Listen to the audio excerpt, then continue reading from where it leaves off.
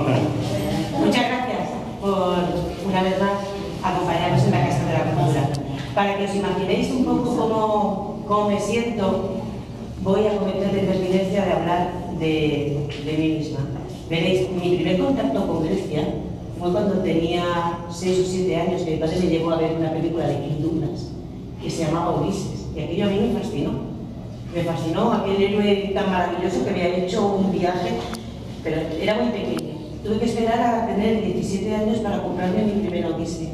Una edición austral de bolsillo del año Catapult, que por ahí floto todavía por casa, y me fascinó tantísimo que yo quería saber más. Y entonces pues llegó a mis manos, de la misma edición, de la misma librería que me compré la Ilíada, y aquello ya fue el remate de los tomates, porque una vez que entras en la Ilíada es como cuando entras en la Biblia, es un libro de cabecera prácticamente original. Y tanto es así, es decir, el mundo griego clásico ha influenciado tanto mi vida que mi hija se llama Selene. Entonces, para mí es emocionante, y yo, que no soy de creer en casualidades, pero tampoco en el destino, francamente me pregunto qué estamos haciendo aquí con la Asociación Periplo, que es una asociación filohelénica de Bilbao. En Andalucía, ellos que suelen trabajar por el norte y de pronto están aquí, y me empiezo a preguntar si realmente esto es una casualidad o son cosas del destino, ¿no? O sea, que imaginaros un poco las sensaciones que tengo en este momento, ¿no? Y aparte de agradeceros vuestra presencia, desde luego tengo que agradecer a todas las personas de la asociación que se han desplazado hasta nuestro pueblo para enseñarnos, porque si bien de la cultura griega clásica todos tenemos algo de conocimiento, de la Grecia moderna, las noticias que tenemos son muy escasas y en algunas ocasiones son bastante tristes, ¿no? Sobre todo en los tiempos no muy lejanos, y con todo esto de la crisis, lo que nos ha llegado de Grecia han sido unas noticias un poco sí, griegas, nunca mejor dicho. Pero claro, Grecia es mucho más. Grecia es la cuna de la civilización de Occidente. O sea, somos lo que somos porque Grecia fue lo que fue. Y todo Occidente, la base de toda su cultura es Grecia. Que tengamos la oportunidad de conocer algo de Grecia, un país y una zona que es tan parecida a nosotros, que se nos antoja tan lejana, pero que nos une el Mediterráneo, y que son tan cercanos, ya veréis, como son muy parecidos a España, pero fundamentalmente a nosotros, porque también son el sur del sur, ¿no? Y el sur del sur de Europa y Mediterráneo además, nos parecemos bastante. Así que, bueno, yo feliz de la vida de poder traer a una Mencía, porque ellos se han dejado traer parte de esa cultura que nos van a mostrar, que va desde música a gastronomía hasta fotografía, en fin, vamos a poder conocer parcelas que hasta ahora pues, las habíamos sentido bastante lejos, ¿no? Y ese destino o esa casualidad en esta ocasión pues tiene nombre, que es David, nuestro amigo David Pérez Merinet, que ha sido el que ha actuado un poco de enlace entre Periplo y nosotros. Así que agradeciéndoles muchísimo que nos acompañen para enseñarnos la maravilla del mundo griego, y pues yo le voy a ceder la palabra a David porque él nos va a explicar las cosas muchísimo mejor que yo, ya veréis. No, esto del base me trae el recuerdo del base sindical, ¿no? Bueno, pero yo prefiero llamarle Celestino, ¿no? Yo he actuado de poner en contacto unas con otros, ¿no? Que es lo que a lo que se dedican, siempre se han dedicado a las celestinas y los celestinos, ¿no? Claro, yo tendría que remontar, yo que sé, claro, tendría que hacer aquí una película, porque una película esta exasperante, ¿no? Que empezaba en un siglo y acababa 3 siglos después, ¿no? No tanto, claro, yo alguna vez fui joven y en estos inicios de mi juventud conocí a personajes que después han sido muy importantes en mi vida. 2 de ellos están aquí, los conocí a principios de los 70 Y ahí un poco se fraguó pues esto que vamos a celebrar aquí, ¿no? Porque fruto de ese contacto, en un pueblo de ahí del norte, que se llama Pueblo, que algún día tendremos que hacer algo sobre el pueblo. Pero es Cantabria, ¿no? Sí. No es Bilbao. Algunos dicen, no, Pueblo, País Vasco. No, pero estamos en la frontera, pero en otro lado. Y claro, de esta amistad, un día, a Jesús y a mí se nos ocurrió que por qué no hacemos un viaje. Él se había comprado un Jan 6 verde, precioso. Y hicimos un viaje que no sabíamos a dónde nos iba a llevar, en realidad. Cogimos el coche, tiramos para Andorra, nos robamos ahí unas cuantas latas exquisitas, lo que nos ha caracterizado siempre es que nos gusta el buen comer y el buen beber. Entonces, como teníamos poco dinero, pues no tuvimos más remedio que hacer esta como expropiación, ¿no? Podríamos llamarle. Y hicimos kilómetros y kilómetros y kilómetros y aterrizamos en un país del cual teníamos muy pocas referencias, ¿no? Que era Grecia. Y allí nos tiramos, creo que un mes y medio o no sé cuánto, ¿no? Y la verdad es que quedamos fascinados, ¿no? Porque era una Grecia que todavía no había sufrido ni la invasión turística, ni la tragedia del euro, ni ninguna de las sucesivas tragedias en las que se han visto expuestos este país que lo han masacrado, ¿no? Entonces, ahí quedó en nuestra cabeza el mundo griego. Es decir, el mundo griego nos obsesionó, ¿no? Tanto que volvíamos y volvíamos recurrentemente, ¿no? a Grecia, ¿no? Jesús muchísimo más, porque él es más sistemático que yo. Yo soy ¿cómo se llama? Pisaverde o picaflor, de esto que yo voy, no sé qué, y cuando veo un poco la primera escena de la película, pues ya está lista la película, ya sale el león y ya vamos a otra cadena, ¿no? Pero él no, él es sistemático, incluso estudió griego, habla griego y tal, y bueno, y cuando Joaquín, que era el otro amigo que conocí en aquellos años 70, me comentó la posibilidad de que, bueno, ¿tú cómo ves esto de llevar a nuestra buena nueva Elena a Andalucía? Digo, me parece perfecto. Dice, si quieres, yo lo comento con las autoridades de Doña Mencía y allí yo creo que no van a decir que no. Y bueno, la casualidad que dijeron que sí, ¿no? Y claro, al final dijimos, bueno, hay que llegar al espectáculo. Entonces, como siempre, pues uno recurre a sus amigos y bueno, vamos a llevar música griega. Pues aquí tenemos yo conozco a un barítono y dijo José Miguel, eso sí, lo tuve que emborrachar antes. Y claro, no me ha echado en cara nunca esa borrachera, pero sí me ha echado en cara que, bueno, que vaya lío en el que le he metido, porque esto le ha costado más que Wagner, decía. Es un exagerado. Pero bueno, entre haber mirado a unos y haber mirado a otros, bueno, pues aquí podemos asistir a esta jornada que espero que... Bueno, yo estoy contentísimo que se celebre, pero vamos, que yo no he hecho nada, no sé, vamos, ni sé lo que pinto aquí ahora mismo, pero como soy un charlatán, tampoco me cuesta. Son unas paravillas. Y nada, doy la palabra a Joaquín Martínez Mollinero, que es vicepresidente de la Asociación Periclo, que en realidad es la que ha organizado esto, y él nos explicará en más en detalle en qué van a consistir las jornadas y bueno, un variadito. Me gusta la idea que ha hecho David, ¿no? Nos conocemos hace más de 40 años, por tanto, estamos aquí personas que nos conocemos de diferentes ámbitos y diferentes mundos, desde el flamenco, por ejemplo, que también nos une muchísimo en la afición.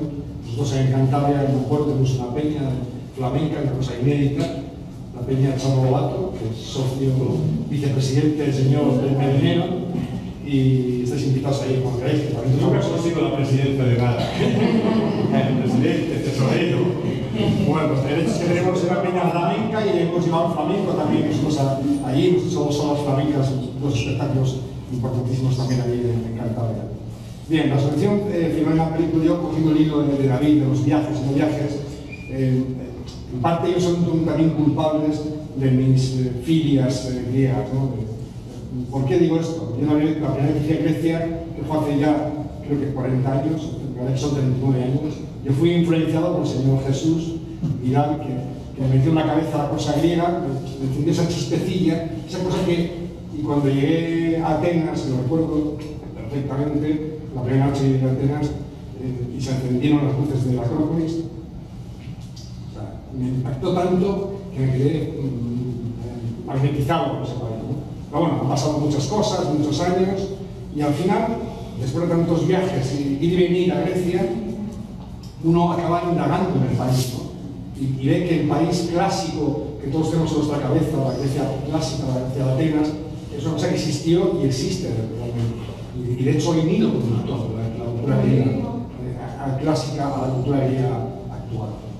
Pero bueno, después de tantos viajes de ida, conecté con una chica estupenda, Vicky Ruska, que nos ayuda bien, precisamente, que es de la Asociación de Libro, una griega de Tesalónica, que ella ha puesto mucho esfuerzo en ese trabajo, que no es de ella ha puesto. David y ella son realmente los que han montado todo esto. Yo he venido un poco a representar la asociación. Han hecho un trabajo, creo que muy interesante. Nos ofrecieron la opción en el ayuntamiento de hacer estas jornadas, nosotros no lo dudamos.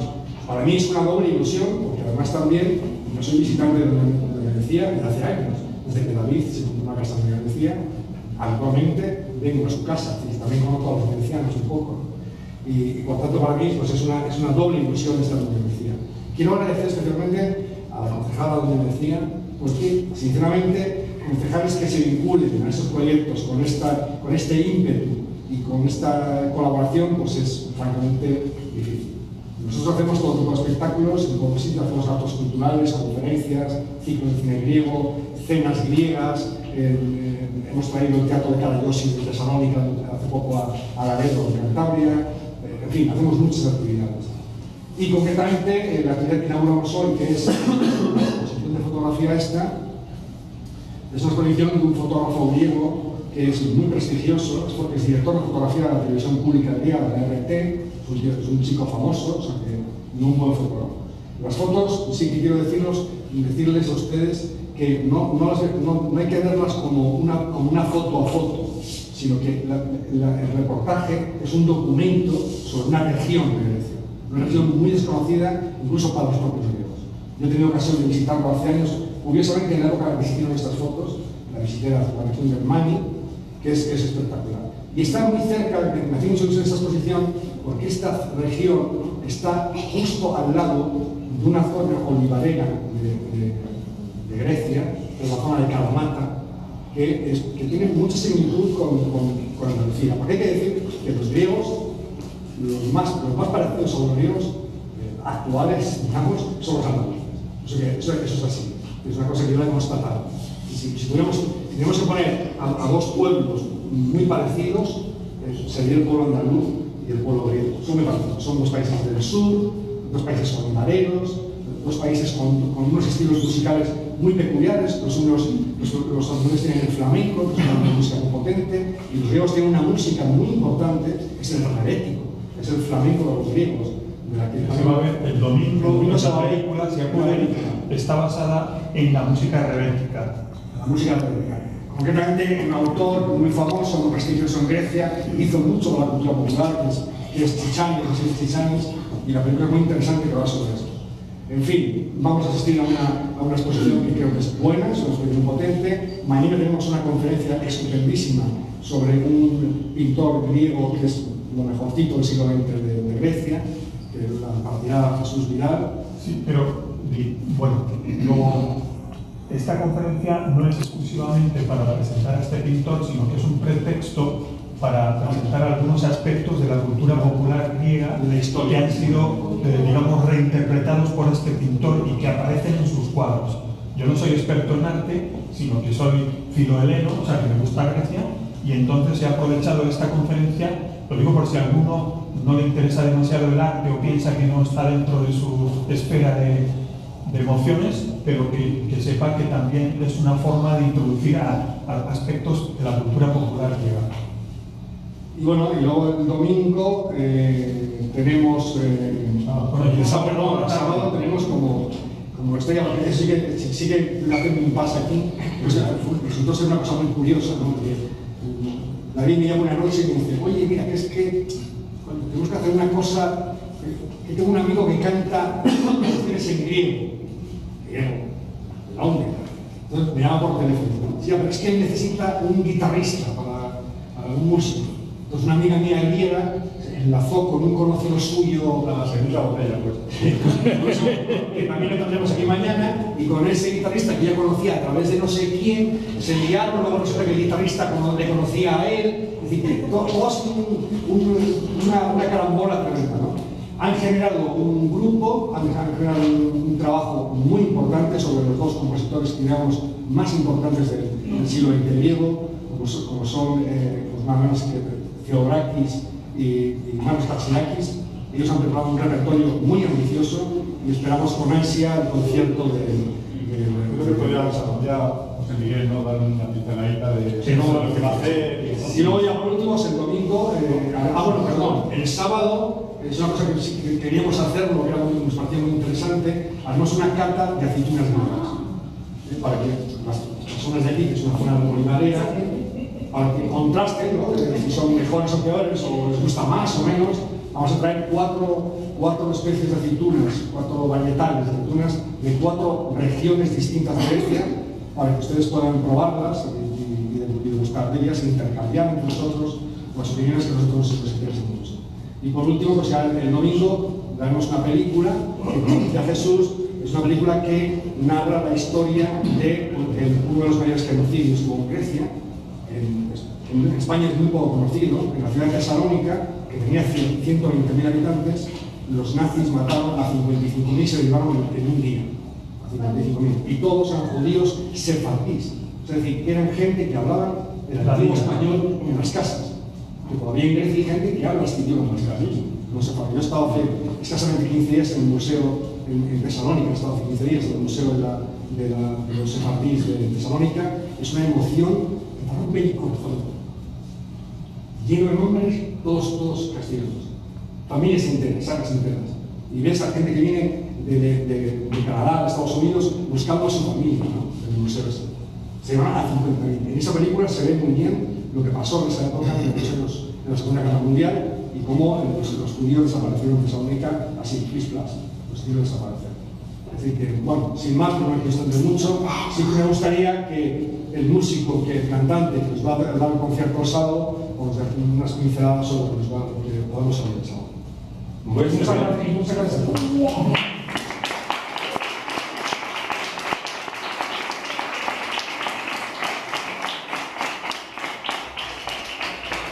Intentaré ser bien, pero no se me da bien.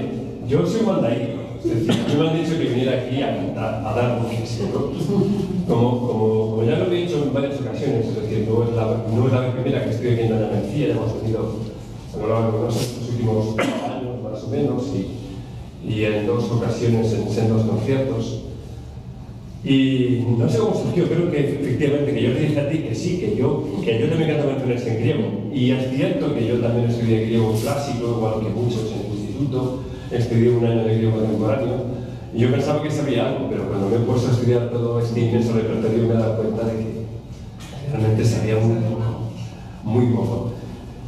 Y además, lo que habíamos pensado que fuera una pequeña, ¿cómo decirlo?, pincelada para ilustrar desde un punto de vista musical este encuentro, se ha convertido en lo que creo que es algo que es muy ambicioso. No es solo un repaso a la música o a los 2 grandes autores del siglo XX, sino también es un repaso a la poesía griega. Y no solo también a la del siglo XX, sino también vamos a remontar, especialmente en uno de los ciclos, en el de Manos Hatzidakis, que se llama Megalos Eróticos, el Magnus Eroticus, en el que trata el amor desde todos sus puntos de vista, desde el amor físicamente sensual,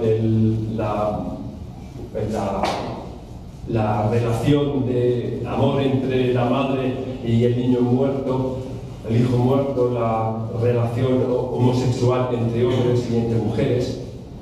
Y ahí también, incluso, como decía antes, aparece poesía clásica, de Safo incluso. Es decir, que no solo vamos a escuchar música, también creo que vamos a escuchar la mejor poesía. Y lo vamos a hacer del modo más ágil posible. No sé si lo hemos, ¿cómo decirlo?, pergeñado bien.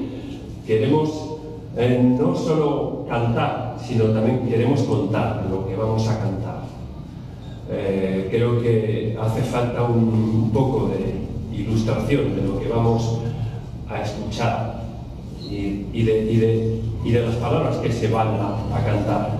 Creo que a todos nos va a servir, incluso también a mí mismo, porque eso a mí me ha llevado también a un estudio que no pensé que me iba a llevar tan lejos y que me ha llevado a sentirme casi pues, abrumado, ¿no? Como decir, claro, esto no es solo hacer una misma lectura. Si quieres estudiar algo sobre la cultura griega, pues, y tienes un mínimo de inquietud y de ambición, pues te angustias, que es lo que me ha pasado a mí. Pero bueno, creo que el resultado es fantástico. Creo que tenemos unos músicos excepcionales. Javier, que es el guitarrista, quizás sea el mejor músico o uno de los músicos que mejor conozca todo el repertorio griego en este país. Ha tenido un par de grupos de música popular griega, Mesollos y Cazurío, en los que no solo tocaba la guitarra, también hacía los arreglos, cantaba. Él es también cantante, como lo van a poder mañana comprobar. Y hemos reclutado un fantástico pianista que se ha sumergido también en ese repertorio como vez primera, y creo que ha sido un hallazgo maravilloso. Espero que así lo perciban ustedes y lo disfruten tanto como lo hemos hecho nosotros hasta hoy. Gracias.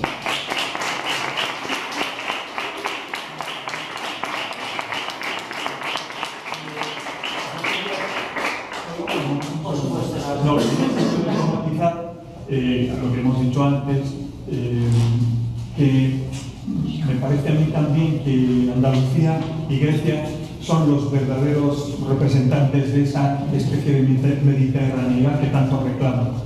Y lo ha dicho él, pero yo quiero matizar un poco cuál es mi apreciación y por qué he seguido durante todos estos años yendo a Grecia, del mismo modo que también he seguido viniendo aquí. He venido constantemente con David, incluso antes de que él hubiera comprado su casa, porque cuando uno es del norte, ustedes que habrán estado en el norte probablemente seguro dirán qué bonito, no sé qué, llueve, todo verde, todo maravilloso, pero a uno lo que le gusta siempre es lo opuesto a lo que es, ¿no? Entonces a mí me deslumbró Andalucía en general, pero en particular Doña Mencía, y siempre se lo comentaba a David porque veía, bueno, aparte de la luz, que para una persona del norte es importantísima, es la pulcritud, la limpieza que no tenemos en el norte. Y esas casas blancas, la gente constantemente limpiando, pues eso es exactamente lo que hacen los griegos también. Y también, otra cosa que hay que decir, son hermanos si bien en las cifras macroeconómicas, porque son bajas tanto en un sitio como en otro, hay un refinamiento que los que no somos de Andalucía ni somos de Grecia podemos apreciar. Pero ese refinamiento no es un refinamiento casual, es tanto en Andalucía como en Grecia, es la sedimentación de un montón de culturas. De hecho, nosotros los cántabros, aunque también en nuestra asociación hay vascos, es verdad, es del norte de España, pero los que estamos aquí somos más de la región de Cantabria, no hemos sido ni siquiera romanizados. Y eso tiene unas implicaciones en que la gente, a mí me parece que es muchísimo más ruda. Entonces, los griegos tienen ese refinamiento de todo ese. Dicen, no, es que no son los mismos que en la cultura clásica y tal, pero hay algo. Esto es lo que yo voy a demostrar en mi charla, que debajo de las griegas de ahora, de los griegos de ahora, está todo ese mundo del helenismo, del Bizancio y del mundo clásico. Pues en el caso de Andalucía igual. Y Andalucía ha sido colonizada por tantesos, fenicios, griegos, árabes, etcétera, etcétera. Y todo eso, pues de alguna manera, ha dejado un pozo que se transmite en la elegancia o en ese tipo de cosas pequeñas que tiene la gente, como por ejemplo la limpieza, ¿no? La forma de presentar las cosas, digamos, la gastronomía es muchísimo más delicada que la nuestra desde mi punto de vista, y en fin, eso es lo que yo quería hacer, matizar lo que ha dicho mi compañero en términos generales, pero que no es una mera afirmación retórica, sino que es una realidad, al menos desde mi punto de vista. Entonces, creo que el siguiente paso tiene que ser buscar un pueblo en Grecia con el que doña Lucía se pueda hermanar y hacer ese tipo de viajes y de intercambios que se suelen hacer. Y una propuesta para la concejala, que es Kalamata. Puede ser, con el tema de las afecciones. Una línea presupuestaria para... Bueno, y otra cosa que ya se ha hablado una cosa que no tenemos, aunque ahora se ha puesto de moda en todo el mundo mundial y ya ha llegado incluso al norte, es el tema de las tapas. Bueno, pues hasta en eso Andalucía y Grecia son iguales, porque los griegos, al igual que los andaluces, aunque ahora menos, con la crisis y tal, hasta hace bien poco, en el resto de los países la gente se dedica de 8 a 11 antes de irse a la cama a ver la televisión. Pues no, en Grecia la gente sale a las tabernas. Sí, taberna significa taberna no significa como aquí en España una taberna, no sé, una cosa así como de medio pelo. No, la taberna es el lugar donde se come meseres, que son los que vamos a hacer una pequeña representación, pero claro, muy pequeña de lo que tenemos ahí. Es decir, que ellos también cuando salen por la noche, cuando alternan su vida social, no es esto de ir a un restaurante y pedir platos, sino que piden meseres, que son cosas que se comparten, ¿no? Y sobre todo que lo hacen con regularidad. Entonces la gente dice, pero en Grecia no hay una crisis terrible y tal. Sí, es verdad, la hay, pero la gente tiene un sentido existencial muy particular, que yo creo que es parecido al de los andaluces, en el sentido de que prefieren gastarse el dinero en tomarse un vinito con sus amigos familiares y tomarse unas tapas, que no quedarse en su casa y tener una televisión de 50 o 60 pulgadas. Entonces, eso nos ha parecido pertinente por esa razón, pues aunque seamos del norte, y venir aquí porque creemos que es el lugar adecuado para hacer una actividad de, digamos, filolena o de amor o de homenaje a Grecia.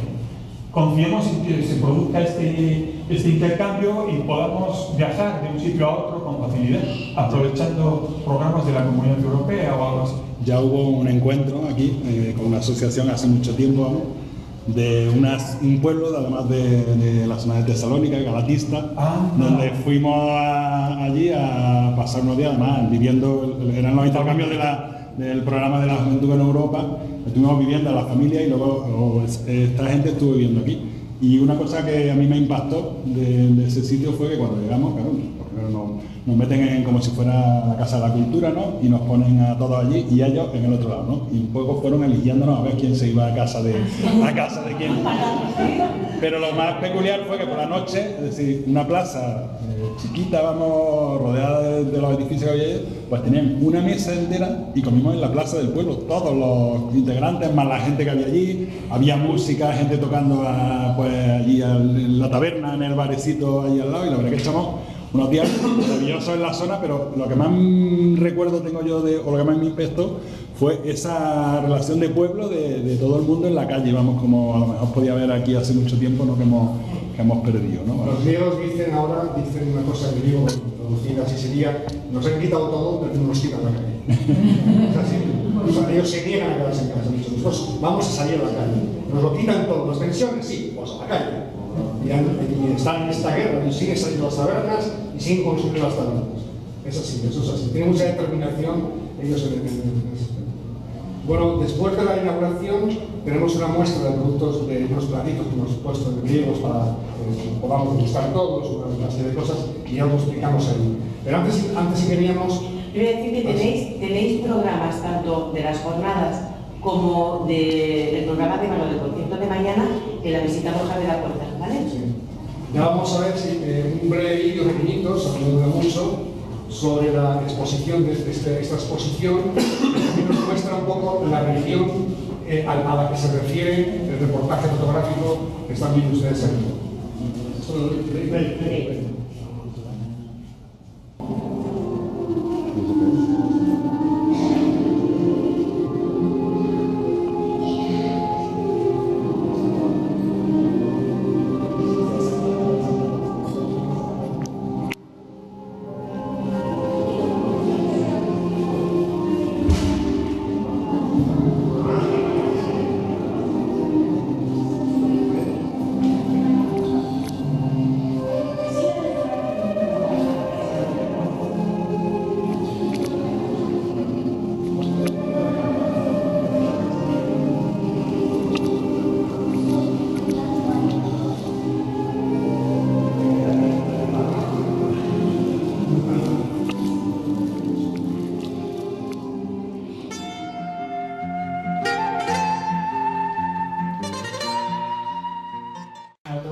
gracias por acompañarnos. Hoy Jesús Vidal nos va a hablar sobre la obra de Yannis Saroukis. Yo tengo que decir que desconozco absolutamente la obra de este autor, pero lo que sí me ha llamado mucho la atención cuando he visto alguno de sus cuadros es que me recuerda un poco a Picasso. Parece ser que había en Grecia una generación, lo mismo que la del 27 nuestra, había la generación del 30. ¿No es así, Jesús? Sí, de eso voy a hablar yo. Y es uno de los exponentes de esta generación. Yo no estoy deseando de escuchar para seguir encontrando paralelismos. Quizá yo no sé si es el Picasso griego, no lo sé. Pero de alguna manera a mí me ha recordado... Bueno, es el Matisse griego. El Matisse. Sí, vas bien encaminada porque Picasso evidentemente se inspiró en Matisse y era amigo de Matisse, pero le llaman en Grecia el Matisse griego.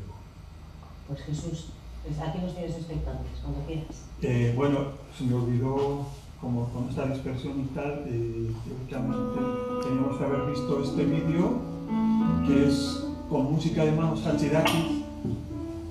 Hace una presentación de distintos cuadros de Saroukis de las distintas épocas, y esto era como una especie de preparación para luego empezar. Pues se trataba de exponer la obra de este pintor, que sorprendentemente es muy desconocido en España, no así en otros países, afortunadamente, como en Francia, por ejemplo, donde es muy reconocido. También es verdad que él vivió en su juventud y también los últimos años de su vida después de la dictadura. Durante la dictadura se trasladó a París y ya se quedó alternando con Grecia hasta que murió en el año 89 y es relativamente reconocido, pero en España pues mucha gente lo desconoce, y yo he observado comentando, pues, incluso con profesores de arte, pues, que les ha sorprendido la calidad y el interés de este pintor, ¿no? Que no se puede apreciar del todo en estas diapositivas, porque obviamente no es lo mismo ver diapositivas que es un pintor uno de cuyos aspectos, como ya diremos, es el tratamiento del color, un tratamiento matisiano, expresionista en el sentido amplio, no en el sentido alemán del término, ¿no? Y emocional, oriental. Y entonces las diapositivas obviamente no dan esa calidad. Si alguno tiene interés, pues lo mejor que puede hacer es ir al Museo Nacional de Atenas, la Ethniki Pinakotheki, que no sé si está abierta o no está abierta. Está abierta a medio pensionista, ¿no? Bueno, que los griegos desde la crisis tienen un lío con este museo impresionante, o si no, que vaya a la Fundación Saroukis, que está situada en nuestra radio de Atenas, que se llama Marusi, famoso por la famosa novela de Henry Miller, El Coloso de Marusi. Es ahí donde murió, bueno, donde vivía Saroukis en el año 89 cuando murió, y de algún modo pues se ha preservado una parte muy pequeña de su obra, pero hay un centro de estudios y se puede visitar y comprar reproducciones y cosas de estas. Bueno, como decía, la charla tenía en principio el objetivo de ser presentada en un marco más didáctico, y como al prepararla nos dimos cuenta de que los alumnos a los que iba dirigida no tenían nociones de la historia contemporánea de Grecia, pues se trató de conectarla con esa historia para que, bueno, pues aprovechando que este autor pertenece a esa generación de la que ha hablado nuestra presentadora, pues Carmen, pues hacer una introducción a la historia contemporánea de Grecia muy reducida, sobre todo a los años 30, la situación, el contextual en los años 30 que dio origen al nacimiento de esa generación en la cual se inscribe la obra de Saroukis. Saroukis es un elemento muy representativo de los presupuestos, digamos, constitutivos de esa generación. Pero bueno, vamos a intentar ser breves porque, en fin, si hacemos la historia y luego presentamos la obra es una obra muy ecléctica, tiene dos orientaciones, entre Oriente y Occidente, es decir, que tiene un lado más expresionista, más de atención al color, y un lado más académico, más occidental, de atención al dibujo, y para mostrar esta dicotomía pues necesitamos presentar un montón de obras. Bien, ya he dicho que el motivo de mi presentación es, entre otras cosas, aportar el conocimiento de este pintor y hacerlo llegar a gentes que lo desconocían, pero también es un motivo de admiración personal. O sea, desde el principio de los 70 que viajamos a Grecia con mi compañero amigo David, y después en numerosas ocasiones me di cuenta de que las imágenes de Charukis están por todas partes. De hecho, el otro día estuvimos comiendo en un restaurante griego de lavapiés y sorprendentemente se llama Egeo, no está mal, pero estaba todo el restaurante lleno de marinos y de soldados de estos de los cuadros de Charukis. Y sorprendentemente muchos españoles con los que hablábamos pues, nos decían que no tenían ninguna noción de este pintor. Bueno, pues, ¿qué hay? Desde luego, aquí tenemos al pintor con uno de sus modelos, una actitud muy característica, este Charukis, y para que veáis que aparte de sus...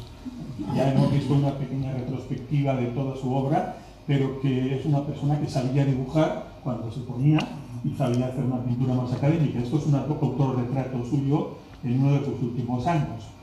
Bien, hay un motivo también que es que, bueno, no solo soy yo el que tiene necesidad de promocionar a este autor, hay muchos argumentos de autoridad que se pueden postular.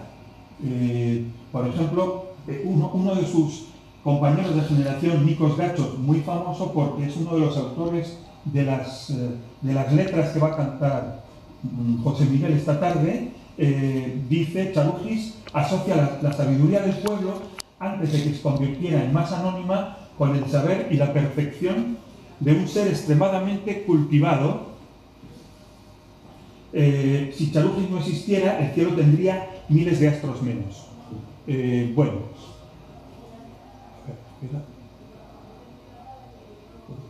¿qué le ha pasado?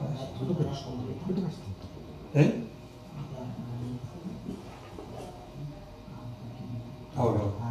Bueno, Odiseas Elitis fue premio Nobel, como sabéis, en 1979, también es un compañero suyo de generación, y opina una cosa muy interesante, y es que dice lo siguiente: un revolucionario no puede ser clásico al mismo tiempo, pero Charukis consigue la proeza de ser las dos cosas a la vez. Bien, estos son personas de su generación y por tanto amigos suyos, y bueno, pues esos argumentos de autoridad alguno puede invalidarlos, pero hay un famoso pintor que probablemente conoceréis, que el año pasado hicieron una retrospectiva muy interesante en Bilbao, en el Museo Guggenheim, que es David Hockney. Es un pintor pop que se caracteriza, entre otras cosas, por pintar gente, bueno, muchachos en general en piscinas, entre otras cosas, ¿no? Precisamente la exposición del Guggenheim no era de esto, sino que era de retratos. O sea, que es un pintor muy reconocido y dice algo que, en fin, yo creo que muestra la importancia que puede tener a la larga, pienso, este autor. Dice: a la historia del arte del siglo XX será reescrita constantemente. Las figuras prominentes siempre van a estar ahí: Picasso, Braque, Matisse, Miró, etc. Pero veremos veremos muchas novedades. Y no me cabe la menor duda de que el futuro descubrirá el arte de Charukis con la misma emoción que me embargó a mí cuando me encontré con él por primera vez. Bien, otra, por acabar ya este tipo de argumentos de autoridad, que ya son suficientes, me parece, para despertar la atención supuesta en los escuchantes, pues voy a citar una anotación de Nikos Kazantzakis, muy famoso autor, aunque es de esta generación, pero no pertenecía a ella por su estética. Era un hombre muy independiente, muy nietzscheano, y estaba absolutamente al margen de cualquier encuadramiento en una tribu, ¿no? Pero bueno, pertenece en cierto modo, es coetáneo a esta generación, un poquito mayor, pero es más conocido que la mayoría porque es el autor, entre otros, de la novela Zorba el griego, que dio origen a esa famosísima película que hemos visto todos, ¿no?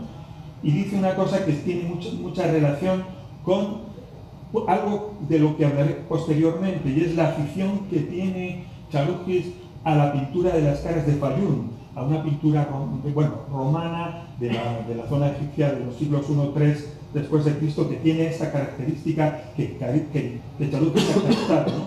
Dice que todas las obras de Charukis me devuelven mi mirada como si poseyeran un alma. ¿Y qué más se le puede pedir a una obra de arte?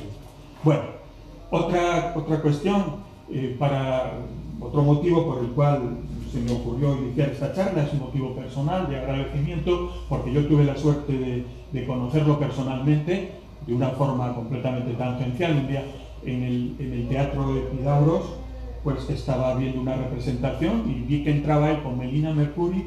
Era el año 82, yo tenía 30 años, bueno, pues estaba entusiasmado con ver a Melina Mercouri delante y a él también, por supuesto, y entonces acudí al sitio donde estaba y le dije que era español y que, chapurreando un poquito de griego que estaba estudiando en aquel momento, y él se emocionó, me cogió el libro que tenía en la mano y me dibujó un perfil de mí, lo firmó y lo tengo en mi casa. No lo puedo fotografiar porque fue una calidad de bolígrafo muy mala y con el tiempo ha ido perdiendo la nitidez y salía fatal. Pero bueno, esto es, en otra ocasión tuve que escribirle porque yo tenía en una época de mi vida, junto con un amigo griego que se llama Kostas Chiropoulos, poeta y escritor, bueno, no solamente poeta, ensayista, novelista, montamos una editorial que nos dedicamos a publicar poetas griegos junto con un pintor relevante. Entonces conseguimos ilustraciones Ortés, que se llaman, en el ámbito de la imprenta, de distintos poetas y distintos pintores, pero todos ellos muy importantes, algunos 3 de esta generación, de la que luego vamos a hablar. Y entonces le escribimos a Charukis y nos envió este dibujo para ilustrar el libro de Kostas Chiropoulos que se llama Los Ángeles, que luego publicamos. Bueno, no voy a leer, en otra ocasión. Bueno, también esto es un poema de Kostas Chiropoulos con otra ilustración de Charukis. ¿Veis? Ese dibujo tan picasiano, ella ha dado en el clavo en ese sentido. Tiene la misma visión de Picasso en el sentido de que con 4 trazos es muy capaz de construir una atmósfera. No voy a tener ocasión, como en otras, porque hemos empezado un poco tarde, de leer digamos, los renglones del poema que ilustra, pero bueno, empieza: aflora de la sábana escarchada, carne sin sentido. Bueno, con eso ya nos conformamos para ver qué bien ha captado la idea del poema y cómo la ha materializado con 4 trazos. Eso solo lo pueden hacer los grandes artistas, ¿no? Bueno, pues este dibujo, que también lo tiene mi amigo David, firmado por Charukis y por Kostas Chiropoulos, pues es una cosa que me corresponde a mí agradecerle, y es otro de los motivos por el que yo he decidido hacer esta charla. Bien, Yannis Charukis nació en el Pireo en 1910, es uno de los más jóvenes de la famosa generación de los 30, porque cuando la generación de los 30 no es una generación en el sentido estricto, sino es una generación en el sentido en que la definió el crítico literario Oscar Peterson, que tiene que reunir una serie de condiciones, entre otras, fundamentalmente no son condiciones de edad, sino condiciones de estética, de proyecto estético, ¿no? El mentor, el gran padre, que no lo he puesto ahí, de esta generación es Yorgos Seferis, que fue premio Nobel de Poesía, de Literatura, en 1963, y que tiene 10 años más, por lo menos, que toda esta generación, pero eso es el guía espiritual. Pero fijaros, esta generación, como Carmen ha dicho, es verdad que corresponde a una especie de edad de plata, si tenemos en cuenta que la edad de oro de la cultura griega es el mundo clásico, el siglo de Pericles, pues esto constituiría, como nuestra generación del 27, a la que se le ha llamado edad de plata, los griegos acostumbran a llamar a la generación de los 30 una edad de plata. Si bien nuestra generación del 27 está muy sesgada en el sentido de que hay muchísimos poetas, la mayoría de ellos son poetas, pintores hay muy pocos y no son de gran relevancia, como puede ser, bueno, se le puede considerar pintor a Prieto, a Ramón Gaya, a Benjamín Palencia, pero son personas que no tienen la relevancia que tienen los pintores. Aquí hay poetas enormes como Elitis, que tuvo premio Nobel en 1976. Gianni Riccios estuvo a punto de tenerlo en su momento. A Riccios, aparte de ser un enorme poeta, se le puede comparar porque tiene un sesgo más social. De hecho fue comunista y comunista muy militante, activo.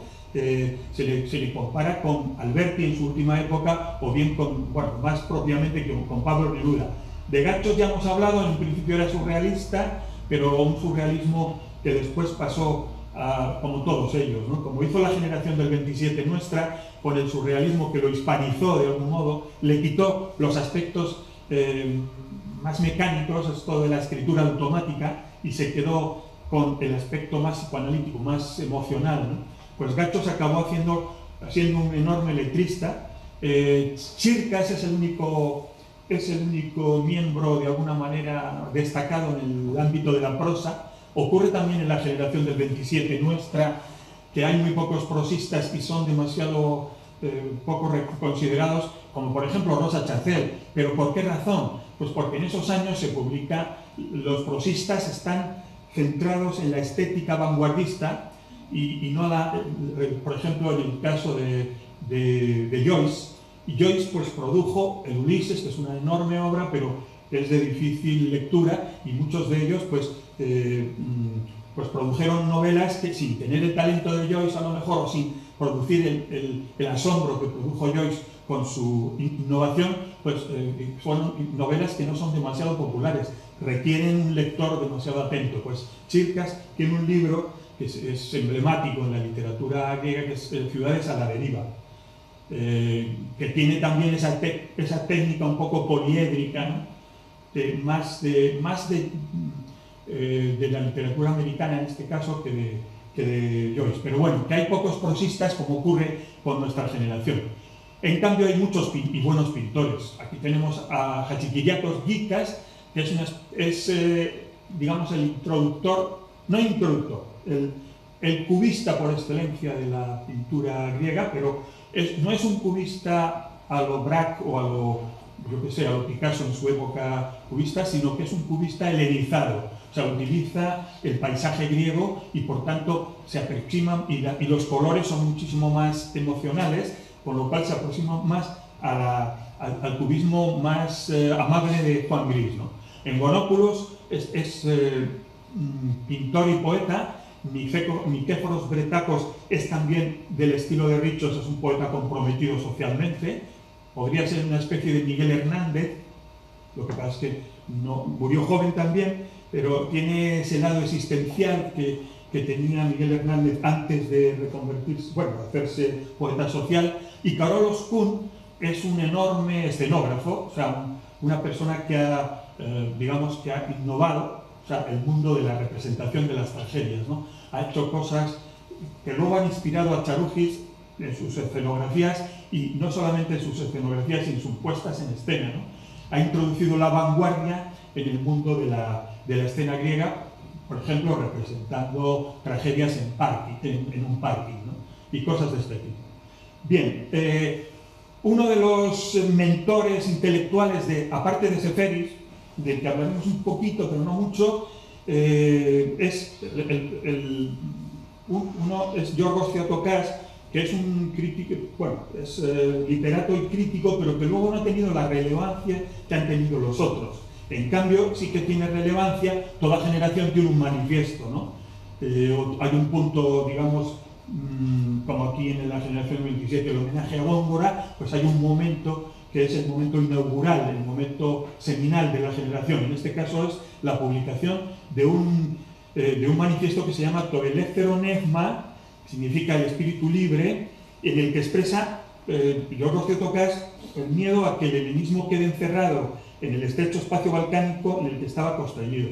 Pero otra de las cosas más importantes que no he dicho ahí y que distinguen este manifiesto es que Yorgos Theotokás dice que el siglo XX empieza en Grecia en el año de 1929, que hasta 1929 no había habido siglo XX. Bien, para captar lo que quisieron hacer estos intelectuales, poetas y artistas con esta generación, nada mejor que esta frase de Seferis, que como he dicho es precursor, pero no pertenecía, no era coetáneo de todos estos. Es que la verdadera tradición no consiste en rehacer lo que otros han hecho, sino reencontrar el espíritu que ha permitido hacer estas grandes cosas y que permitirá hacer otras cosas parecidas en otro tiempo. ¿A qué viene esto? Porque esto, dicho de esta manera, puede sonar extemporáneo y bueno, estamos hablando de la verdadera tradición. Pues viene, y ahí interviene la historia, pues voy a intentar hacer un zoom y hacer para que veáis la relevancia y el asombro que pudo causar la emergencia en Grecia de esta generación, y para entender esta frase vamos a hacer un pequeño excurso por la historia de Grecia del siglo XIX, y lo voy a pasar por alto, pero el siglo XX, porque, a ver, todo va a confluir en el hecho de que en 1922 se produce la catástrofe de Esmirna. Ahí veis Esmirna, que es esa zona amarilla de Anatolia. De la actual Turquía. Sí, esa zona de la derecha, esas dos zonas como amarillas, bueno, amarillentas, son las dos zonas que perdió Grecia después de haberla recuperado en el Tratado de Lausanne en 1919. Las perdió en la gran catástrofe, para los griegos, la microasiatique catástrofe, o sea, la catástrofe microasiática, que fue determinante en la configuración intelectual de esta generación. Porque después de esta gran catástrofe, a la que vamos a llegar rápidamente, pero vamos a intentar hacerlo de la forma más sintética posible, pues el espíritu griego tuvo, antes de la generación de los 30, hubo una generación que como consecuencia de esta derrota abandonó la gran idea, la megali idea, que era la idea de reconstruir. Cuando Grecia se hizo independiente, quiso reconstruir una parte del imperio de Alejandro Magno, una parte de la Grecia macedónica que se llama, ¿no? Y por eso, entre otras cosas, invadió este territorio. Bueno, me estoy adelantando a lo que voy a decir a continuación.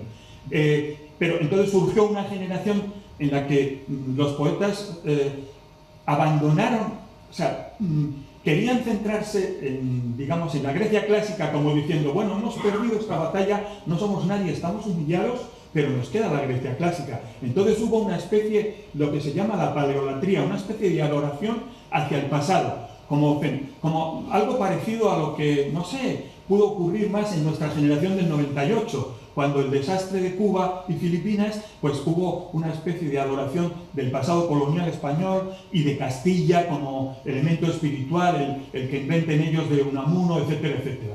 Bueno, pues sorprendentemente, después de esta generación que dio algunos intelectuales que son conocidos en Grecia, pero no son exportables, como Politis Uranis, y hay un poeta que muy representativo, que es Kariotakis, que es el poeta suicida por excelencia. Es un poeta que se suicidó con 28 años y que te explican en todas las historias de la literatura griega que representó la inmediatez de esa catástrofe, ese cerrarse en una posición existencial, en una posición de pesimismo irreconciliable, como diciendo, bueno, hemos perdido la gran idea y entonces ya no vamos a ser capaces de hacer nada, ¿no? Pues, sorprendentemente, en este contexto, ¿cómo se había llegado a este contexto? Debo explicar, todavía lo había prometido y no lo he hecho, pero sorprendentemente en este contexto surge inopinadamente la generación de los 30, que rompe con la paleolatría sin perder la paleolatría, es decir, vale, el pasado está ahí, pero Grecia no solo es el pasado, Grecia es una tradición que responde a un espíritu. El paisaje de Grecia, los olivos, el mar, digamos, las montañas, la luz, el color, que inspiraron la construcción de esos pensamientos, de esos dioses, de esas músicas, de esa estética, de esas esculturas, están ahí y son nuestros. Esto es Grecia también. Grecia también somos nosotros. Entonces, tenemos que recuperar la mirada que tuvieron los griegos primigenios, y que dio lugar a todo este renacimiento, pero la vamos a utilizar para mirar el presente, teniendo en cuenta que entre el presente y el pasado no hay una ruptura de continuidad. Bueno, Voy a explicar, por si alguno no tiene, probablemente ocurra, demasiada noción, para dar digamos, la entidad a esta catástrofe terrible. Vamos a ver, aquí vemos el mapa de Grecia. Bien, como sabéis, pues en 1453 es la caída del Imperio de Bizancio. Los griegos estuvieron sometidos al Imperio Otomano hasta que en 1820 empieza la epanástasis. La epanástasis es la revolución en contra de los turcos, y es una situación que dura, es una guerra que dura bastantes años, hasta que en 1832 se constituye el Reino de Grecia. Las potencias aliadas que habían ayudado a esta epanástasis, que eran Francia e Inglaterra, deciden poner a un monarca de naturaleza austroalemana, el rey Otón, que es el antepasado de la reina Sofía, que la reina Sofía tiene muy poco de griego, entre comillas, en el sentido... No son parientes. No, pero son de una reconstrucción monárquica posterior, pero también alemana. O sea, que es más alemana que griega. Bueno, que no me oiga. Pero digamos fijaos que Grecia era solamente esa parte azul que se señala en el mapa. Después, en sucesivas, que no voy a comentar, pero para que veáis lo dramático que es la historia de ese país, cómo en sucesivas disputas con el Imperio Otomano, pues se van reconquistando zonas del país. La zona, curioso, por dar un detalle, o sea, en 1900 Grecia, desde que empezó esta epanástasis, no ha tenido un momento de sosiego, porque incluso dentro de las fuerzas que dieron lugar a esta epanástasis había dos posiciones encontradas. El rey alemán no era bien recibido, entonces ya inmediatamente surgió una fuerza republicana que después se va a manifestar con mucho interés, y el mito de las dos Españas se puede trasladar perfectamente a Grecia, en el sentido de que hay una Grecia monárquica y una Grecia republicana que están en conflicto permanente. Tanto es así que, digamos que vamos a trasladarnos a 1912 y 13, que es donde se producen las guerras balcánicas.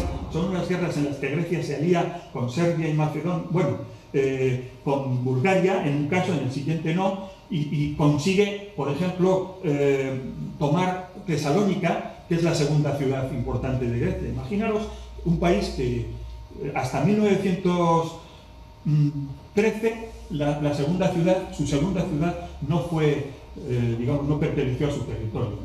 Bueno, pues después surge la Primera Guerra Mundial. Tenían a esta monarquía de origen austrohúngaro, o más, que se inclinaba más hacia el bando de Alemania y Austro-Hungría, y en cambio había surgido una figura muy importante, que es Venizelos, que abogaba por la alianza con la parte, con Inglaterra y con Francia, y con Rusia en este caso. Bien, pues por eso Grecia no entró en la Primera Guerra Mundial hasta 1917, y lo hizo porque Venizelos había ganado unas elecciones y lo hizo en el bando aliado. Al hacerlo en el bando aliado y ganar el bando aliado, como el Imperio Otomano estaba en el otro bando, pues de algún modo los aliados impulsaron a los griegos a recuperar la megal idea. La megal idea era decir, bueno, ahora que tenemos un país, vamos a reconstruir nuestro pasado, lo que podamos, de la Grecia de la antigüedad. Entonces, sobre todo, vamos a proteger Esmirna. Esmirna era la principal ciudad griega en ese momento, digamos, de población griega. La ciudad más desarrollada, en 1919, tenía casi 300.000 habitantes, de los que una buenísima parte eran griegos. Tened en cuenta que en 1830, cuando se constituyó el Reino de Grecia, apenas era una ciudad de 6.000 habitantes, o sea, casi como Doña Mencía. Por eso la primera capital griega no fue Atenas, sino que fue Nauplia. Y después se fue desarrollando, pero vamos, que no tenía nada que ver en relación al esplendor y a la riqueza que tenía Esmirna. Entonces, Esmirna para los griegos era una joya que había que preservar, ayudados por esta inercia que había establecido la Primera Guerra Mundial, y también impulsados por la desmembración del Imperio Otomano. Pues, se adentra, en principio el pretexto de la entrada del ejército griego fue la defensa de Esmirna. Parece ser que al entrar en Esmirna ellos también cometieron sus desmanes, En fin, no vamos a hablar de esto, pero... Y luego, pues, motivados por esta descomposición que observaron en el Imperio Otomano, y creyéndose, digamos, invencibles, y sobre todo teniendo en cuenta que había poblaciones griegas no solamente en Esmirna, sino en el Ponto, que es arriba, en el Mar Negro, en Capadocia, en toda la... Había bastantes griegos dispersos por otros lados, aunque la concentración estaba en Esmirna. Bueno, se adentraron y pretendieron introducirse hasta Ankara, pero si bien el sultán se había sometido a los dictámenes de los, digamos, de los aliados, surgió en ese momento la fuerza esa de Mustafa Kemal, que fue una especie de revolución dentro del ejército, reorganizó el vencido ejército otomano, digamos que montó el germen de lo que es la futura República Turca, y bueno, pues no, ese ejército consiguió destrozar al ejército griego, hacerlo replegarse en Esmirna. Esmirna, que era una ciudad que llevaba más de 2.500 años siendo ocupada por los griegos y con cultura eminentemente griega, la incendiaron primero el barrio armenio, después el barrio griego, y estuvieron un montón de días, 3 días me parece que fue, entre el fuego y el agua, porque los aliados no quisieron aportar sus barcos, dado que en Grecia se había producido un cambio de gobierno en el que había vuelto la monarquía pro-alemana. Bueno, en fin, una situación trágica que produjo que murieran 50.000 personas en Esmirna como consecuencia de ese incendio, pero 360.000 en toda Anatolia, y que como consecuencia de esta situación y de las posteriores, del posterior tratado el tratado de Lausanne, que hizo devolver Esmirna a los turcos y produjo un intercambio de población, 1,5 millones de refugiados de esa zona de Anatolia tuvieron que refugiarse en una Grecia que todavía no tenía un desarrollo. Se situaron en un país de 5 millones de habitantes. Imaginaros el drama de 1,5 millones de personas que llegan a un país pobre y con una moral absolutamente derrumbada, porque de megali idea nada, todo lo contrario. Nos hemos dado contra una pared, porque hemos descubierto que no teníamos absolutamente la fuerza esa que se nos suponía por haber sido el origen de la civilización. Bien, 1,5 millones de personas que se instalan en las periferias de las ciudades, particularmente en Atenas, a la que contribuyeron a desarrollar, en Salónica también, en la que compiten con los judíos. Mañana intentaremos hablar, porque tiene que ver con esto, el antisemitismo que se produce en Grecia, produjo los eventos, en parte, que van a dar lugar al incidente que se manifiesta en esta película, pues tienen que ver con los refugiados de Asia Menor que entran en competencia con los judíos. Bien, pues, a ver, afortunadamente, bueno, esta es la situación, 1,5 millones de personas. Para los griegos es un elemento traumático de su historia, que siempre lo están recordando.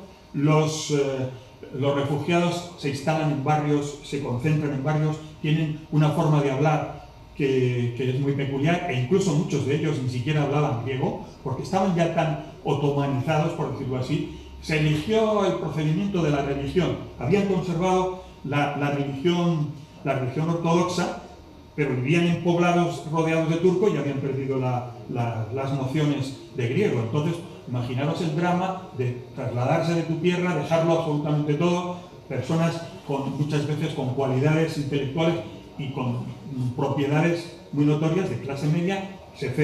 Un montón de intelectuales griegos proceden de ahí, de esta zona. Bueno, pues afortunadamente, no sé, lo mismo que ocurrió en España con la generación del 27, que tampoco era una época muy brillante para la historia del país cuando emergió, pues en los años 30, después de esa generación suicida, entre comillas, surge quizás por influencia de las vanguardias, porque esos años 20, a pesar de ser los años de la crisis económica y los años de estos desastres, en nuestro caso el desastre de Anual o de la guerra de África y tal, pues son también la época de la emergencia de las vanguardias y los locos años 20, una especie de emergencia cultural sorprendente que entre otras muchas cosas, pues dio lugar a la aparición del futurismo, del surrealismo, en fin, del dadaísmo antes que el surrealismo, etcétera, etcétera. Entonces, curiosamente, por azares de la vida, algunos de esta generación tuvieron ocasión, el propio Seferis, que era diplomático, y obviamente Charufis en su momento, de viajar a París, que era el centro de las vanguardias, se embebieron de estas vanguardias y le dieron una salida a la situación. Entonces, lo que hicieron una cosa que fue muy importante. La primera cosa es de la que hablamos antes en la frase de Seferis, y era que decir, vale, vamos a olvidarnos del pasado. El pasado es algo que está congelado ahí en nuestra mente. Las estatuas están muy bien, fueron una fuente de inspiración, pero lo que tenemos que hacer es recuperar el espíritu que produjo esas estatuas. Y por otro lado, no vamos a cerrar al helenismo en los términos del Ática, que es donde se produjo la edad de oro de la cultura, el siglo de Pericles, sino que el helenismo tiene otras fuentes. Nuestra aportación original a la cultura universal procede del hecho de que estamos en una situación oriental.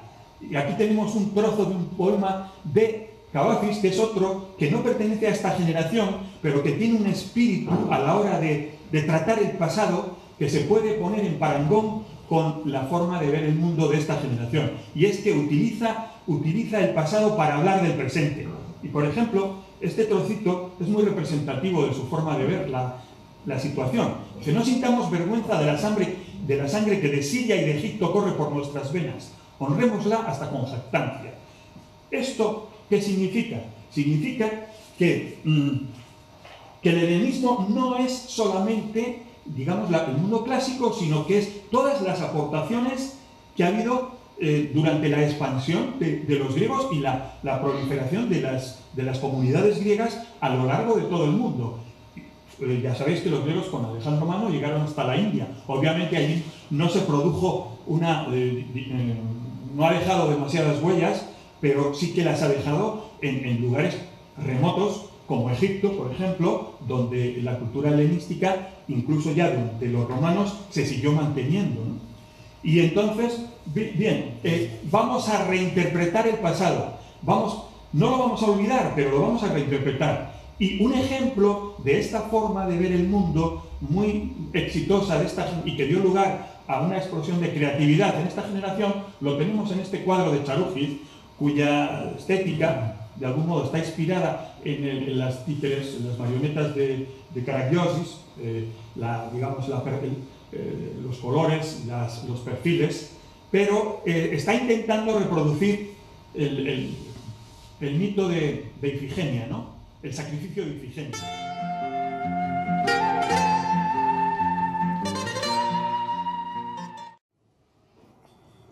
Es la denominación de origen Tasos. Es una isla que se encuentra justo al lado de Jalquiniquí, debajo prácticamente de una ciudad que se llama Kavala, que está en el norte de Grecia. El nombre científico es Olea europeada media oblonga. Destino es mesa de aceite. La altura del árbol es de 5 a 10 metros y la forma del fruto cilíndrico cónica. El peso medio del fruto es de 3,35 gramos. La relación pulpa-hueso es de 5,21. El contenido en aceite es del 28% de cadena de. Cuando los olivos de esta variedad se encuentran en lugares con altos niveles de humedad y una temperatura relativamente alta a finales de otoño, se produce debido a la acción del horno fumaolea, una fermentación natural que hace que las aceitunas pierdan su amargor mientras están todavía en el agua. De esta manera se endulzan sin necesidad de curarse, y se curan a través del hongo. Las aceitunas afectadas por el hongo, antes mencionado, no son adecuadas para...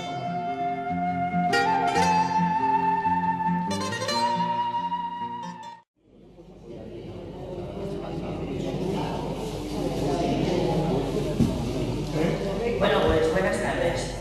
Calispera, ¿no es así? Pues Calispera. Si Calispera es buenos días, Calispera buenas tardes. Pues a continuación, y continuando con estas jornadas que nos ha propuesto la Asociación Periplo, ayer tuvimos la fortuna de inaugurar la exposición de fotografía de Andrea Zaharatos. Esta mañana hemos tenido una charla a cargo de Jesús Vidal sobre la obra del pintor griego Yanis Tsarougis. Es dificilísimo hasta pronunciarlo, incluso escrito en castellano ya. Y como decía, hemos tenido también la degustación de las aceitunas, y ahora, bueno, pues una parte yo creo que fundamental para conocer también un poco lo que es Grecia, que es la parte musical.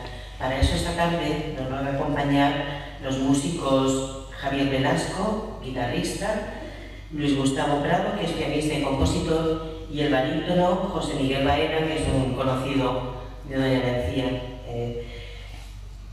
Deciros que me han pedido que durante la primera parte, en la que corresponde a Manos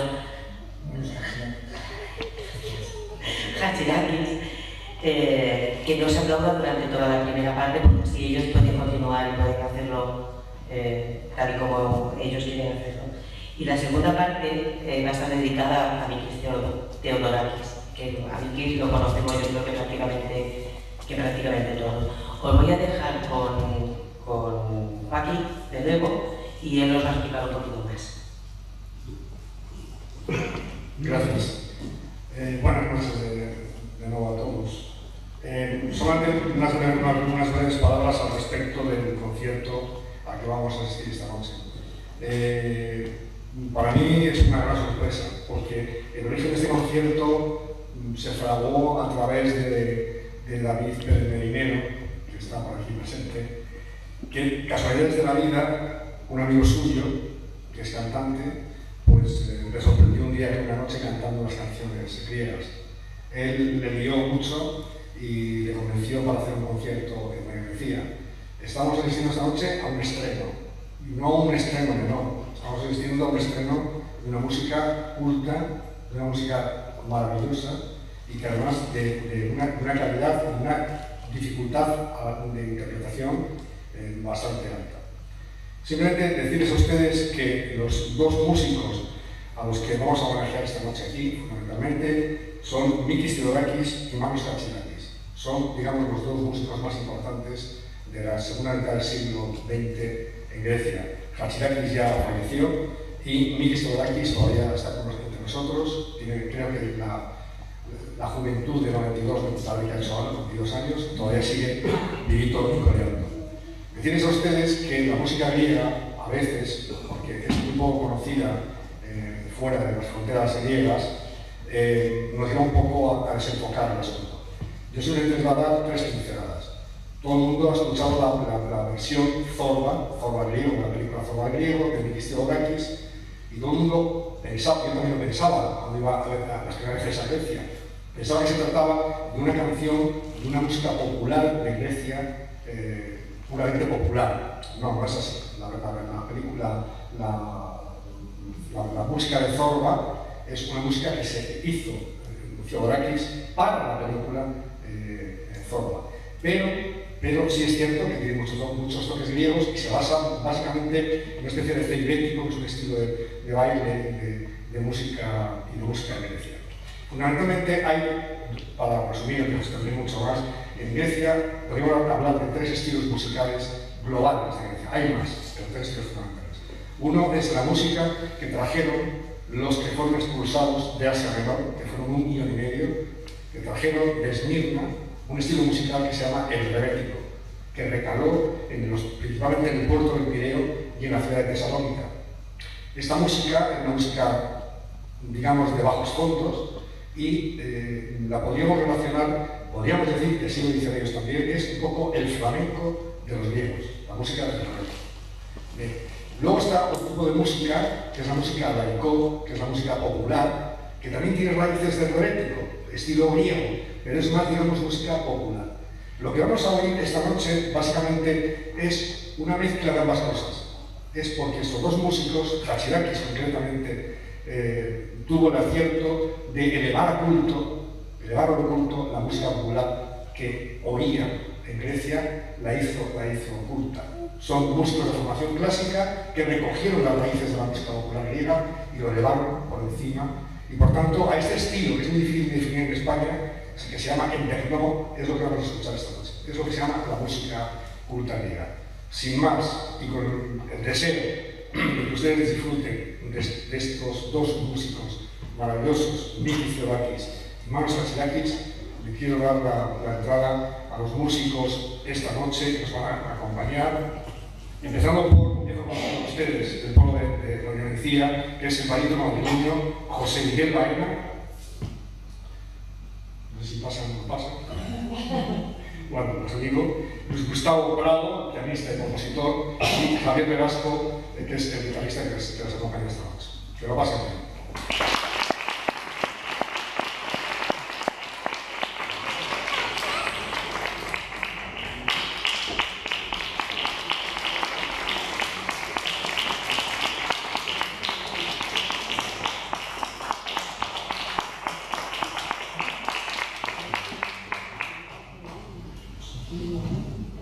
Cuatro columnas, dos literarias y dos musicales, sustentan la arquitectura del concierto que vais a escuchar a continuación. Las literarias son los dos premios Nobel que Grecia ha conseguido en este campo hasta el momento. Los escritores Odiseas Elitis y Yorgos Eferes, con los que vamos a comenzar y terminar respectivamente este recital, que en definitiva es tanto y sin excepción un recital de poesía como de música. Las dos columnas musicales son los mencionados, los dos compositores más importantes que en los últimos 100 años ha dado nuestro país hermano, pues lo es en muchos más sentidos de lo que aparentemente se podría pensar. Estos compositores, ambos prolíficos y eclécticos creadores, son los dichos Manos Hatzidakis y Mikis Theodorakis. A ambos se debe la creación de un estilo musical culto, verdaderamente griego, que admite las formas reinantes desde el clasicismo musical en toda Europa, pero las adapta en su contenido, en su desarrollo, en los tipos de voces, los instrumentos musicales que usa y en muchos otros aspectos a unos cánones exclusivamente griegos, lejos de las influencias francesas y sobre todo rusas que habían dominado a los compositores helenos, llamémosles clásicos, anteriores a ellos. De Mikis Theodorakis, tal vez el más conocido, vamos a interpretar una serie de canciones sueltas sin un criterio unificador en la segunda parte de este recital, mientras que del primero, Manos Hatzidakis, sacamos un ciclo de canciones estrenado y grabado en 1972, o Megados Erotikos, o Magnus Eroticus, en su versión latina. Hatzidakis, como sabéis, saltó a la fama internacional en 1961 cuando consiguió el Oscar a la mejor canción original por Los niños del Pireo, de la película Nunca el domingo, aunque ya era muy conocido en Grecia por entonces y lo siguió siendo gracias a una extensísima obra que abarcó la casi totalidad de los géneros musicales existentes, desde el rock hasta la ópera, hasta su fallecimiento en 1994. Magnus Eroticus es un ciclo de canciones que tratan el tema del amor desde distintos puntos de vista: el amor pasional, el amor maternal, el amor adolescente, el amor homosexual, tanto masculino como femenino, e incluso el amor sagrado de la Biblia, pasando por el amor trágico del teatro clásico. Sin embargo, sería un error considerarlo una simple sucesión de canciones de amor. Su propio autor nos dice con sus mismas palabras: necesité crear una unidad sonora y de estilo que trascendieran una simple sucesión de canciones de amor. Se trataba de hacer un tratado musical, una lección magistral sobre el hecho del eros, para aquellos que por naturaleza tienen la indispensable sensibilidad y preparación para comprenderla, para aquellos que son realmente jóvenes. Magnus Eroticus es un dios popular que vive en nuestra imaginación desde el momento en el que nacemos hasta nuestra muerte. Bello, joven y perpetuamente vivo. No está vestido de tópicos locales. Viste de una combinación de sonidos, colores etéreos y sueños poéticos. Es una misa litúrgica al estilo de los servicios vespertinos que se cantan en lejanas capillas desiertas en las que participan ángeles, amantes, vírgenes, indígenas y adolescentes. Con ello, reclamo la sensibilidad secreta interior de jóvenes de todas las edades, más que las incontrolables fuentes de la excitación. Magnus Eróticos es un ciclo de canciones compuesto con el objetivo de que yo pudiera conectar con el espíritu de mi patria con una inmortal liturgia erótica griega. La primera canción, el poeta Yorgos Arandaris, nunca hizo honor a su nombre. Arandaris significa literalmente cuarentón, ya que falleció en 1941 con tan solo 33 años de edad. Aunque hombre de gran cultura, perfecto conocedor de las corrientes literarias europeas y abogado de carrera, nunca dejó de tener el espíritu adolescente que en su fogosa pasión le llevó a alistarse en la guerra de Albania, en la que contrajo el tifus que le llevaría a la tumba. Sin duda fue aquí a beberse la lluvia, como los adolescentes de su poema, Loco de amor, haciendo agujeros en el amanecer, fiel a los símbolos que sostuvieron toda su poesía. El cielo, los pájaros, la mujer, el mar, la soledad.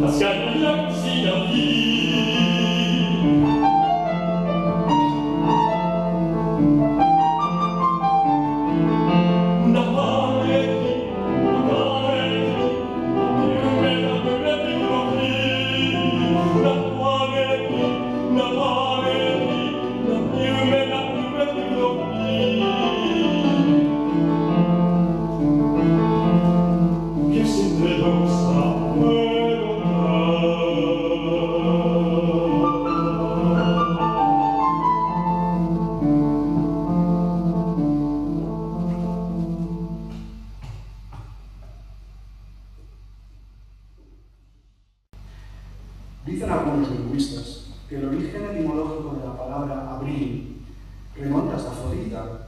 El aprilis del latín procede del etrusco apru y este del griego afros.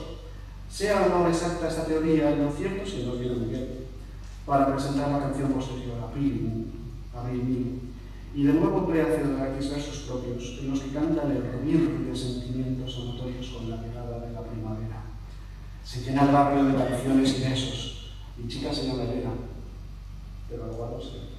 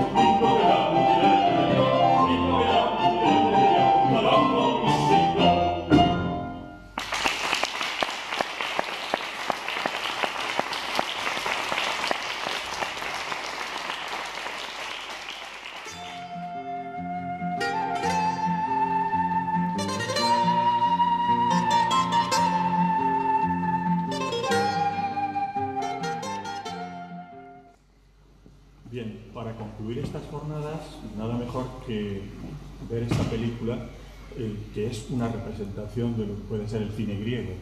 El cine griego, la cinematografía griega es una cinematografía un poco marginal, en el sentido de que tiene una producción pequeña y que no trasciende, es difícil de ver en otros lugares que no sean Grecia, exceptuando algunas películas de culto, como por ejemplo ahora las películas de Lanthimos.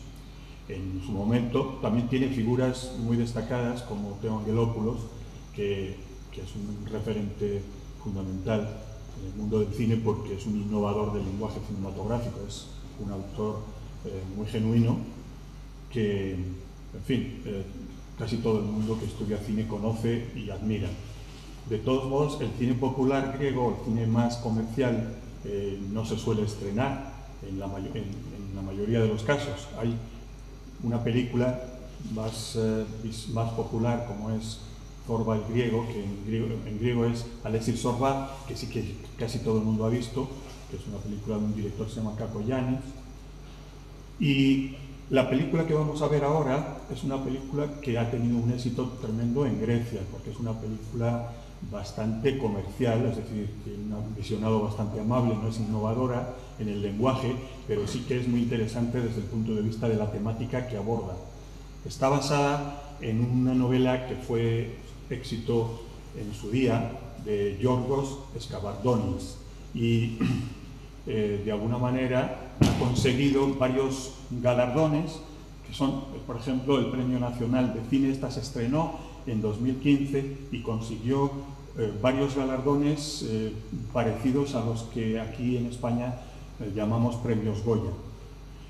Vamos a tener la oportunidad de ver esta película con subtítulos en español, porque esta película no se va probablemente poner nunca en cine en España, ni siquiera en un medio como la televisión, porque tenemos una compañera, que es una profesora de griego que se llama María de Paz, a quien quiero citar y agradecer el trabajo que ha hecho expresamente para esta presentación, pues ella ha sido la que ha elaborado los subtítulos.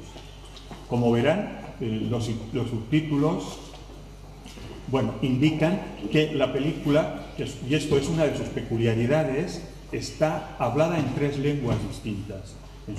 Cuando hay alemanes es en alemán, cuando hay griegos es en griego y cuando hay judíos sefardíes hablan en ladino.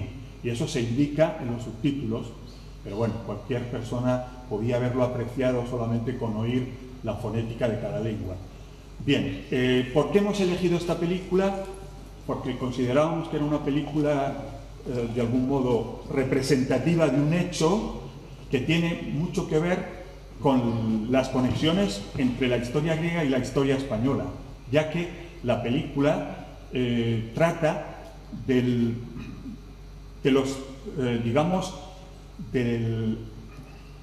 vamos a ver cómo lo explico, del holocausto en relación a la ciudad de Salónica. Y este holocausto, en el que perecieron casi 50.000 personas de judíos de origen sefardí, se desarrolló ahí porque la ciudad de Salónica es una ciudad, un caso único en el mundo. A finales del siglo XIX había 90.000 sefardíes viviendo ahí.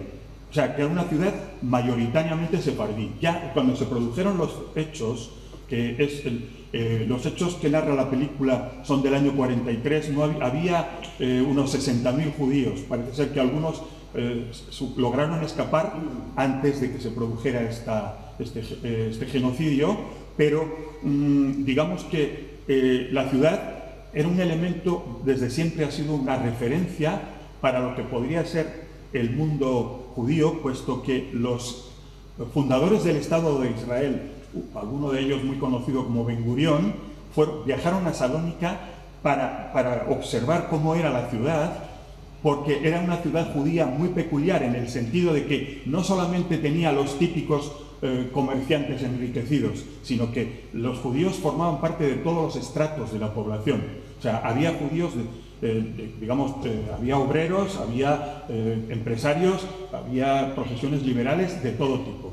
Y se quisieron fijar en esa ciudad y en la estructura social para luego establecer en el Estado de Israel ciudades parecidas a Salónica. Bueno, pero vamos a ir al grano. Los hechos proceden de la ocupación alemana, la katosis, que se llama en griego. Durante la Segunda Guerra Mundial, en principio fueron los italianos los que en el año 41, en el año 40, intentaron invadir Grecia, pero fueron rechazados por el ejército griego y tuvieron que acudir los alemanes y al final sí, los alemanes consiguieron aplastar al ejército griego e invadieron el país. Lo que pasa es que establecieron 3 zonas de ocupación. La zona de Salónica, que es donde se desarrollan los hechos, estuvo administrada por las autoridades alemanas, y la zona de Atenas, que también va a aparecer tangencialmente, estuvo administrada por las autoridades italianas. Y en esta zona de Atenas, sorprendentemente, los italianos, que eran un poquito menos estrictos que los nazis de Salónica, que quedaron en Salónica, no aplicaron las leyes de Nuremberg contra los judíos. Por eso está la situación más dura que se produjo en relación a los judíos, se produjo en Salónica. ¿Qué ocurrió? En principio, desde el 41 al 43 no se preocuparon de los judíos, pero en el 43 repentinamente empezaron a concebir un proyecto de eliminar a los judíos y enviarlos a los campos de concentración.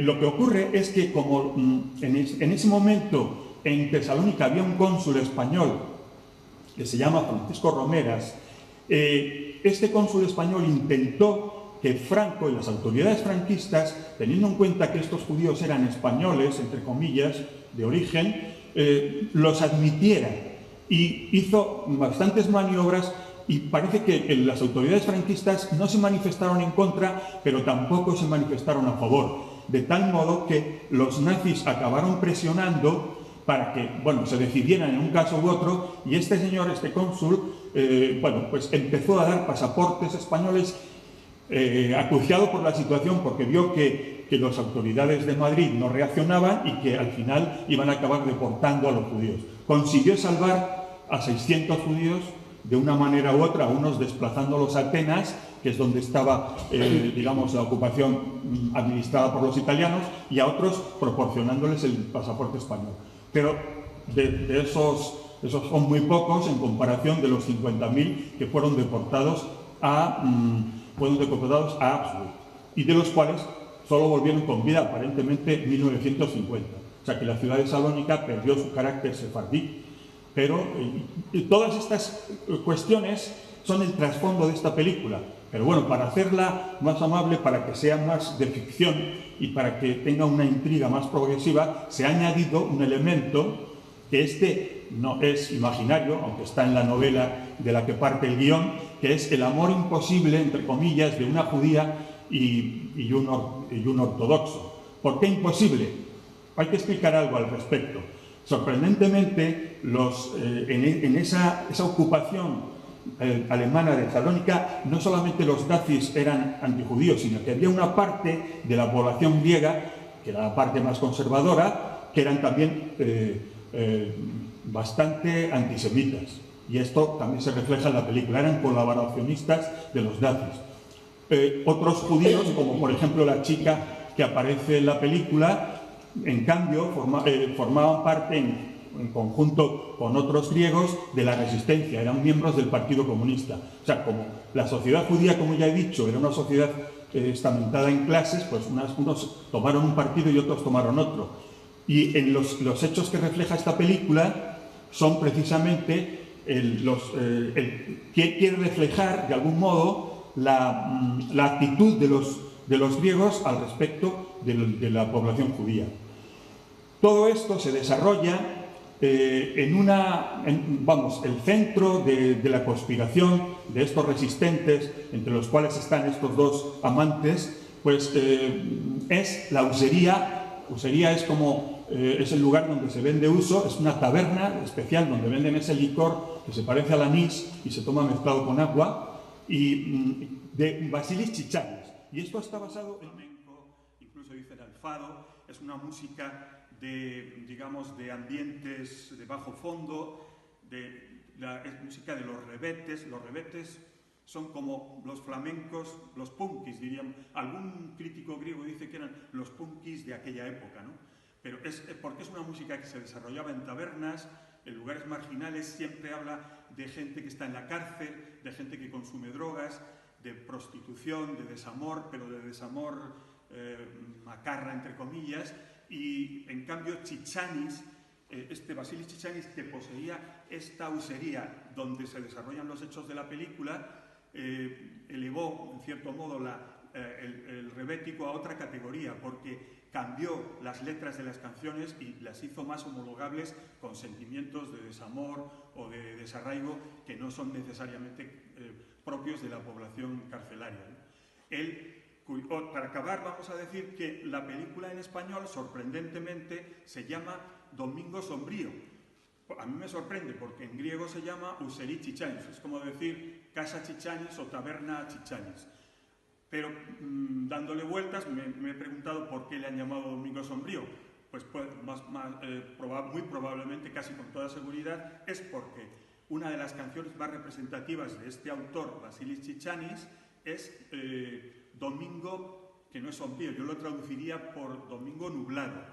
Y es una canción que cuando los griegos se ponen tristes o cuando van en barcos, en viajes largos, siempre cantan a coro, porque es una canción que recuerda justamente un incidente que supuestamente vivió Chichanis en la época de la ocupación desde su taberna. Dice que en un momento hubo un toque de queda y algún partisano no respetó el toque de queda y los nazis lo acribillaron a balazos delante de su taberna y entonces vio la sangre en la carretera y eso le inspiró esa canción. Pero lo ha hecho en un plano tan abstracto que cualquier griego, o sea, Domingo, viene a decir la canción algo así como Domingo sombrío, te pareces a mi corazón que siempre está lleno de nubes, me haces la vida negra, cuando te observo lluvioso y melancólico, jadeo profundamente y no sé qué. Bueno, entonces lo ha hecho lo suficientemente abstracto como para que se diluya ese incidente y cualquier persona que está en una posición de tristeza o de melancolía se pueda proyectar en esa canción. Y ese es el motivo por el cual los griegos tienen un aprecio extraordinario a esta canción. Y bueno, pues espero que les guste la proyección.